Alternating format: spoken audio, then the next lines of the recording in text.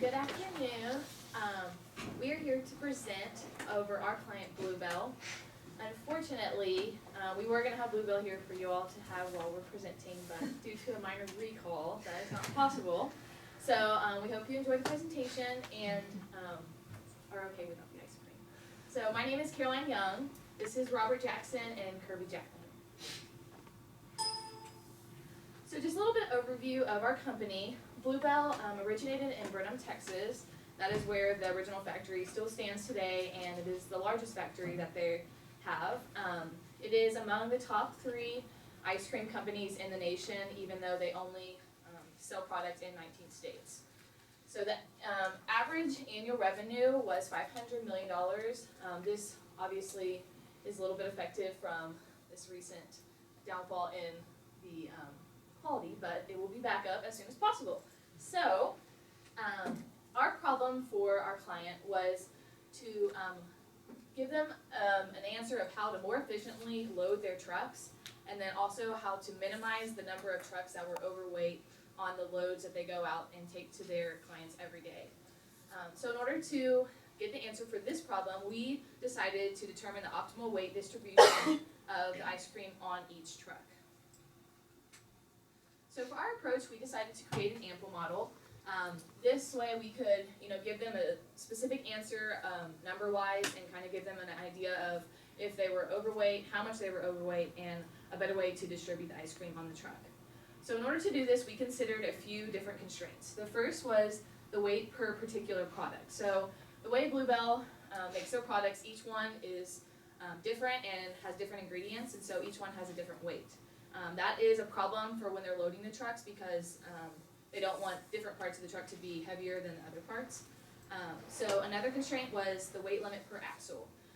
The truck has 2 different axles, both the front and the back, and then an overall weight limit. So they have to match both the front, the back, and the overall weight limits in order to not receive a ticket when they're en route. This third constraint was the ability to load the trucks. So the loaders have a preference on the way they load them. There's not a specific way. So depending on the way that they like to get the items off their truck, that's how they load them. So for us, this became kind of a problem because depending on where they put the items, it may not be the optimal result that we find using our problem. The next one was the time limit on loading and unloading. So they load the trucks right when they get back from their morning shift. So as soon as they get back, they reload the truck with the demand sheet that they were given, which is just a general overview. It's not a specific demand for what they're going to be doing the next day. But they do load it the night before, so when they come in at 4 a.m. to take the ice cream out, it's already loaded. The next constraint was the space available in each truck. So there are different size trucks. We did our model based on the average truck size, which was the middle. But if they continue to use this, they would need to figure out a different model for the smaller and the larger trucks. The last thing was the temperature. So each truck is freezing because it is a freezer. So it's important that they minimize the amount of time that they're in the truck as well as the time it takes to get the product off of the truck. So here is a complicated view of the truck. I know you can't really see, but this was just kind of a way to give you an overall view of what you're looking at. So this picture right here is just a back view. The bottom would be if you're looking at the side, and then the top picture is an aerial view of the inside of the truck. As you can see, there's only specific compartments where we can load the ice cream with a walkway going down the middle. When they load the ice cream, they have them packaged in sleeves. So they're 4 half gallons per sleeve, and that's how they load the ice cream onto the truck and then unload it. So for our model, for simplicity, we used 1 sleeve as 1 slot. And as we will tell you later, that will kind of depend on the situation, but 1 sleeve is equal to 4 half gallons, and then their cold treats, which are the popsicles and the other ice cream sandwiches that are packaged in boxes, and those are packaged in 4 boxes together and then placed on top of the shelves where the ice cream goes. So here's a little breakdown of the quadrants in the truck. So we have 4 different quadrants in the whole truck: the left, right, front, and then back. So as you can see, there's 3 different levels. The 2 bottom, which are designated with the same color, are where the sleeves are placed, and then the top, which is a different color, is where the boxes of the ice cream treats will be located. So here's an example of a quadrant. Each quadrant has 4 racks. as you can see by the different colors. Each rack has 5 sleeves by 7, so 35 total in each rack. Each rack can hold 140 half gallons of ice cream, and then 560 half gallons will go in each quadrant of the truck. So as Caroline just explained, here's an example of what it looks like inside of the truck. And it's kind of blurry because it's so cold inside the truck. So as she said, we created an ample model, and this was an assignment problem. So we created a series of successive models that build on one another. The models were in stages of sleeves within the rack, items designated for the top shelf, and items designated for the floor. So our observations when we were going into this project were that the truck presents a weight problem because the legal restrictions do not match the truck's full capacity. Also, we were dealing with perishable items, so we had to take this into consideration. And the cold temperatures made organization key, so they minimized their time within the truck. The current model they used is based on driver personal preference. So the variables we used were binary variables to create the placement instances. These were split up into 2 components. The placement, which could be front right, front left, back left, or the product number. And so example at the bottom would be FL777, which would stand for front left and mint chocolate chip ice cream. For example, there's a lot of flavors.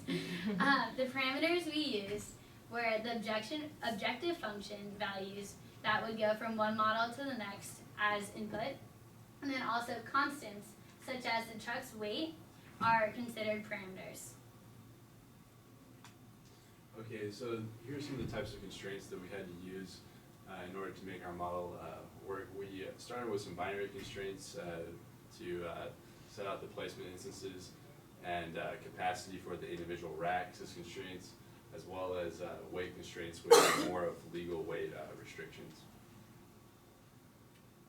Here's an example of our binary constraints. So for this example, this would assign an item to a particular quadrant, front left, back left, front right, or right. So for a product number 213, and it can only be placed in one of those 4 quadrants by using this constraint. Here's a look at the capacity constraints we use. This is an example. We're multiplying here the individual demand per product times each binary instance. So if the binary instance is, for example, is 0, that won't be multiplied times the weight that we calculated. So as far as weight goes, the front axle can only hold 12,000 pounds legally, and the back axle can hold 20,000 pounds. The total weight of the truck, including the inventory, cannot exceed 30,000 pounds, and the average truck weight is 20,350. So what we did was we used an Excel spreadsheet to calculate the weight of each individual product, and then that was input into our ample model. So our objective function, we were seeking to maximize the total weight while also restricting it in order to meet these weight restrictions. So in the process, we're looking for infeasible solutions. So if we find an infeasible solution, that would mean that our truck is overweight. In our model, we did not find an infeasible solution, but with other demand that could be input, we could find that to be the case. So some variations that we use in our model in order to sort things out within the truck. Our model sorts by filling each quadrant. First of all, filling the quadrant completely, and then going on to the next quadrant. We also looked at staggering the demand in each quadrant in order to space things out in the truck so that not everything is in one quadrant. We also looked to distribute the truck's weight in order to adhere to those weight restrictions. So by filling per quadrant, we found that this would be the most efficient way to load the truck, considering that it would minimize the amount of thought on the part of the people loading the truck. So that was what we figured out would be the best way to do it. As far as adjusting the capacities, this would allow for keeping spillage at a minimum. When we went to visit the client, they told us that the rookies that start driving the trucks often go too fast and spill the trucks, and so they have to manually sort out all the inventory that's inside of the truck. So by adjusting the capacity and keeping everything together, we can reduce that spillage. So in regards to the top shelf, this is also organized into quadrants, split. There are 2 shelves split in the middle for a total of 4 quadrants. Once again, and they have the same variable definition, and these are run within our second of our successive models. Excexcessive models. So once you get past the top shelf, there are also items that go on the floor. These would be 3 gallons primarily. We've figured out that anything that does not fit within the top or the slots can go onto the floor. So that's the protocol we decided for the floor.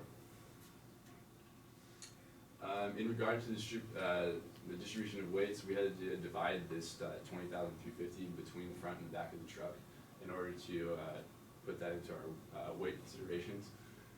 This ensures that the weight restrictions are met, and that's it.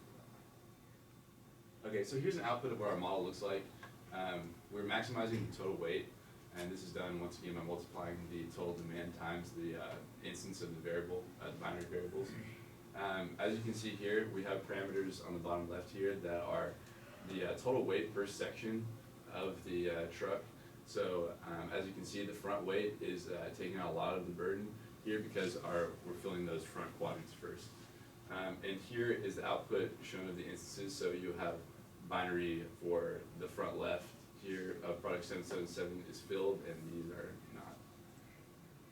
So building on that model, the first model I showed you was just for the sleeves that go inside of the truck, as the picture we showed. This model takes into consideration also the top shelf and the floor. So as you can see in the bottom left here, these are the instances that the floor was taken. The floor variables, floor 1 meaning toward the front, and then floor 2 meaning toward the back. So these were all placed in the front. And this also has the weight that was added as a result of adding these floor items. So here's the breakdown over here of the total weight, which is consistent with our Excel calculations.